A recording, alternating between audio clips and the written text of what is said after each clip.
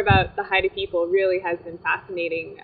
Being here and really just being able to see a culture that's able to preserve their traditional ways, but then also integrating it into the modern world. And it's really fascinating to see some of the different things that they're able to preserve and learn from, things like the carving and the canoes, weaving and creating monumental art like the totem poles.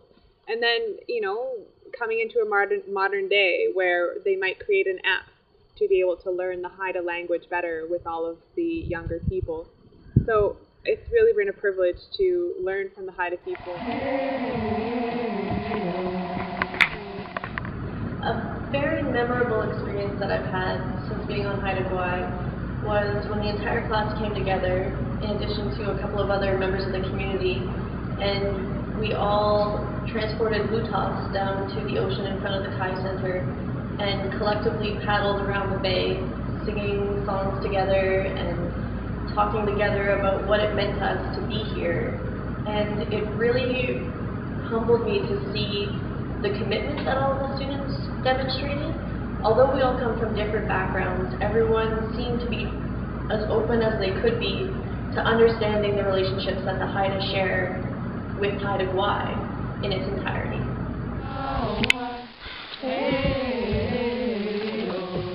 When we have our students here, we like to bring them out. They get to go see what's happening on the ground in the logging areas. They get to go see where trees have been cut under certain guidelines and the effects that those guidelines at the time have had on them.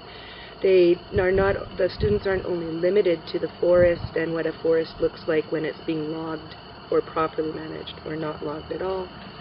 They get to see how we here on Haida Gwaii depend so much still to this very day, and will always depend on what Haida Gwaii provides. And for example, taking the students to go visit Christian White at his studio. He's a cedar carver and argillite carver, or bringing them up to Gwaii and Jal and Edenshaw, who are currently carving a pole, or bringing them to the weavers that weave with cedar bark, spruce root, or wool.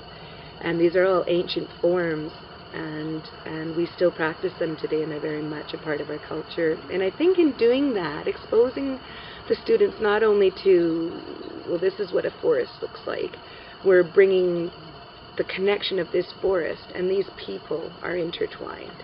And hopefully that hits in the head, and not only for understanding here, but understanding oneself wherever they are, that they are completely run by the environment they're in, and we need to be aware of that and respect that.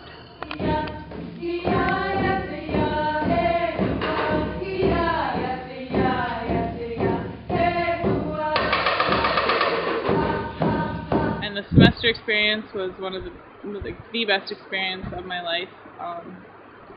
I met some amazing people and learned from the people in the communities, not just about the resource management, but about love and kindness and welcoming people into their communities, and things that I really want to take away and turn into qualities that I have wherever I go in the world and whatever career I choose to pursue.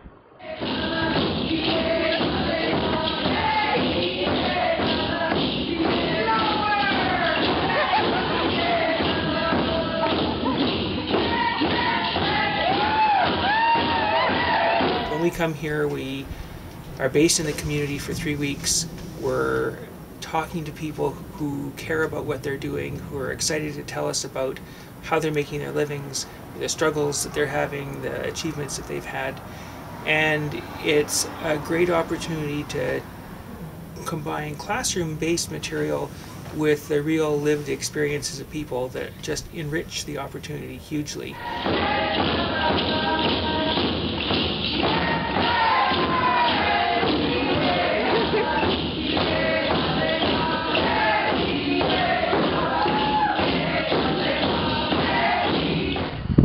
It's one thing to read a policy document about it, for example, managing for old growth forests, and what they're good for, and what they grow, and what a big cedar tree means.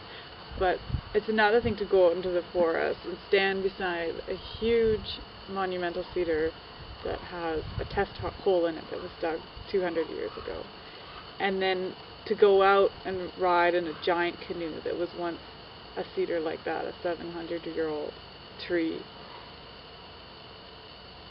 It just brings it all together. It's not just about resources, it's not just about trees, it's the community, it's learning together, and it's interacting with the ecosystem every day that makes it special.